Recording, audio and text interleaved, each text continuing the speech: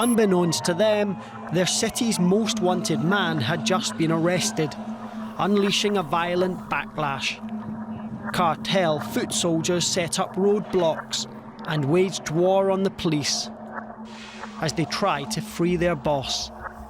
No loss of life yet. So what is being done? We have 7 state police personnel injured. We know that there are military personnel also injured. We are still working to control the situation. Landing under gunfire, this was a military operation that ended in bloodshed. The fall of the Mexican cartels is something that has interest beyond Mexico itself, as their criminal organizations affect countries across the globe. Today, we look at one cartel leader who followed in his father's footsteps by making it on to the FBI's most wanted list. When he takes on the Mexican government, he finds himself a hunted man. And after authorities finally secure an arrest, they are shocked at what he is hiding in his own bedroom. Let's jump right in and take a look at when the FBI discovered something terrifying after El Chapo's son was arrested.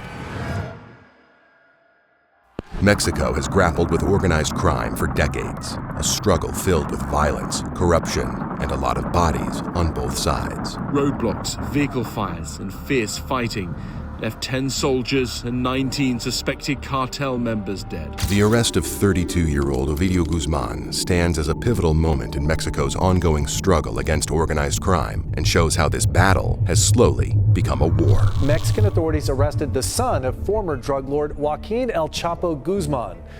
Ovidio Guzman was wanted by the U.S. and has been called a major trafficker of fentanyl and other drugs. This incident brought to light the deadly rift between law enforcement agencies and powerful criminal networks and shows us just how the cartels of Mexico are ready to defend their own. The Sinaloa Cartel, a formidable criminal organization, has long dominated Mexico's crime history.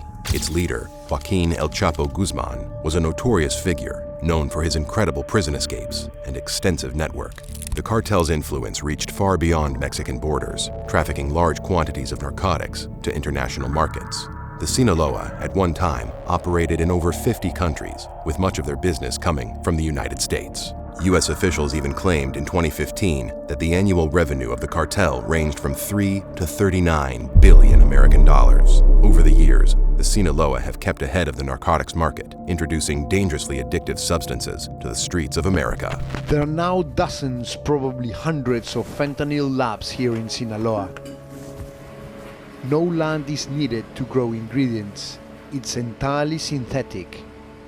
It's so easy and cheap to make, it can be cooked almost anywhere. Cartels like the Sinaloa have adapted over the years, embracing advanced technology, tactics, and a whole load of weaponry to evade law enforcement. Their ability to infiltrate various sectors of society and to challenge state authority poses ongoing challenges for Mexican security forces. Ovidio officially became the suspected leader of the Sinaloa in 2019 after his father was convicted and sent to a United States prison to serve a life sentence, where he currently remains to this day. Born in March 1990 to El Chapo's second of many wives, Ovidio was raised in Mexico, attending school until he became old enough to join the family business. Of course, that business was crime, and Ovidio Guzman would prove to be very good at it. A grand jury indictment later stated that he began his criminal career with the Sinaloa in 2008 when he was still a teenager, and by 2012, the United States government had named him one of El Chapo's key lieutenants. It is believed Ovidio has taken a major role in the Sinaloa cartel since his father was incarcerated in 2016, effectively running the cartel with his 3 brothers, Ivan Archivaldo Guzman, Jesus Alfredo Guzman, and Ismael El Mayo. Together, they were known as Los Chapitos, or the Little Chapos. From the moment Joaquin El Chapo Guzman was arrested in 2016 after a firefight with Mexican commandos, his sons were destined to assume the throne of the Sinaloa cartel. By 2017, Ovidio and his brother Joaquin had been indicted by the United States Attorney in the District of Columbia. They were facing charges of participating in a conspiracy to traffic various narcotics for over a decade. The indictment showed the brutal rule of Los Chapitos, with the 4 brothers showing no mercy in the pursuit of power. What they did to those who they considered a threat is beyond comprehension. Corkscrews and electrocution were just 2 of the methods used to extract information from those who were unlucky enough to end up in the cartel interrogation room. Once information was obtained by these captives, typically through Twitter, these individuals were killed, either by or at the direction of the Chapitos themselves, and the bodies disposed of throughout the area. While many of these victims were shot, others were fed, dead or alive, to tigers. Usually, the victims would be law enforcement officers, people who owed a debt, and members faithful to other cartels. October 17, 2019. After a United States judge granted the extradition of Ovidio Guzman, the National Guard were on their way to his home in Culiacan, Sinaloa. As soon as the large convoy of vehicles pulled up outside his house, they came under fire and were quickly outnumbered by heavily armed cartel members. Despite the odds being against them, they managed to arrest and capture Ovidio and take him into custody. This would be the start of the Battle of Culiacan. This is the deadly and chaotic gun battle erupting in the Mexican city of Culiacan after the Mexican government says the National Guard and Army attempted to arrest El Chapo's son, Ovidio Guzman Lopez. Authorities say a heavily armed drug cartel ambushed the military and police, spraying them with bullets. This journalist filming as deafening gunfire rings out around him. The deadly gun battle between police and a narco militia over a drug cartel suspect wanted here in the U.S. The battle in Mexico over an attempt to arrest the son of the notorious drug lord El Chapo, turning the streets into a war zone. Vehicles set on fire to keep the authorities out. The city descended into chaos as heavily armed cartel members unleashed violence to protect their leader's son. The arrest sparked a wave of violence. Dozens were killed, including 10 military personnel. The president of Mexico has defended the operation. Around 700 cartel members began a reign of terror in Culiacan, attacking military, government, and even civilian targets in an attempt to intimidate law enforcement to release their leader. They had come prepared with armored vehicles, bulletproof vests, and rocket launchers. Just a small sample of the array of weapons they had brought to the fight. The fires from cars and buildings could be seen all around the city as chaos took over, and this was only hours after his arrest. The ensuing gun battles and blockades paralyzed the city, prompting a tense standoff between security forces and the cartel. Masked gunmen paralyzing the city, lighting cars on fire to keep police back, women and children running for cover. The situation so out of control, authorities retreated and suspended the operation. With mounting pressure and a rising death toll, Mexican President Andrés Manuel López Obrador made one of the most shocking decisions that left everyone completely dumbfounded. The capture of one delinquent cannot be worth more than the lives of people. The release of Ovidio Guzman raised crucial questions about the balance between public safety and upholding the rule of law. Critics argued that the government's decision to release him showed weakness and could spark a wave of criminal organizations challenging state authority even further. Supporters of the decision, however, knew the need to prevent further bloodshed and civilian casualties. Ovidio Guzman's arrest and release was watched by many people beyond Mexico's borders. It was a stark reminder of the nature of organized crime and the need for international cooperation to help combat criminal networks. The decision was not met fondly, but the president defended it, saying, "So as not to put the population at risk, I ordered that this operation be stopped and that this alleged criminal be released." Tonight, Mexico's president is defending the decision to call off the raid, saying too many innocent people were at risk. In the end, the president saw the lives of his own citizens as more important than the arrest of one cartel leader, no matter how powerful they might be. The authorities were caught off guard and were unprepared for the violent response of the cartel, but this would not stop them hunting their target until they finally got a conviction.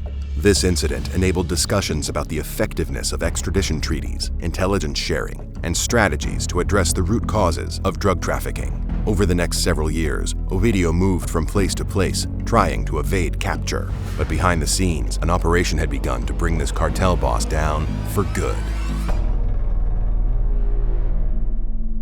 A 6-month surveillance operation to capture Ovidio was backed by the United States, who had placed a $5 million reward for information leading to his arrest or conviction.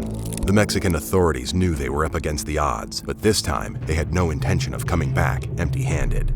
Law enforcement could only hope there wouldn't be as much bloodshed as the first time he was captured. On January 5, 2023, a small army of heavily armed officers led an operation to arrest the leader of the Sinaloa cartel. In a pre-dawn raid, Ovidio Guzman, son of the infamous Mexican drugs boss El Chapo, was captured in the northwest city of Culiacan, but it sparked widespread violence.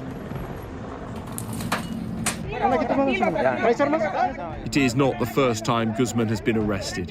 In 2019, he was taken into custody, only to be released after further violence erupted. To minimize the danger to civilians, they began the operation to arrest Ovidio Guzman just before dawn. Helicopter gunships and a convoy of armored vehicles executed the raid flawlessly, littering the whole house with bullets before extracting their target by helicopter within 10 minutes. By the time reports of his arrest were confirmed, Ovidio was already being held in the Federal Social Readaptation Center No. 1, a maximum security federal prison. As expected, the Sinaloa cartel did not take his arrest well, and once again, violence erupted, with dozens of vehicles being set alight. Buses were a target, with the shells of many burning and blocking the roads throughout the city, so many were told to stop and hide as they were at risk of attack. There was a lot of fear. People were scared. Our bus had just passed a spot where it happened, literally. If we had waited just another 30 seconds before passing, we would have been in the crossfire of it. As well as the chaos on the ground, the Sinaloa cartel wanted chaos in the skies as well. At least 2 planes at Sinaloa airports were hit by gunfire in attacks that were blamed on the Sinaloa cartel. More than 100 flights were canceled as a result, and hundreds of passengers were left terrified. One of the flights scheduled to fly from Culiacan to Mexico City was hit by gunfire during the operation. This video appeared online, showing the passengers cowering on the floor in what must have been a harrowing ordeal for all involved, not knowing whether they were about to survive the next few moments. Terrified air passengers duck for cover as their plane comes under fire during takeoff. Outside Culiacan Airport, Ernesto Ramos captured the moment a Mexican Air Force plane was shot at.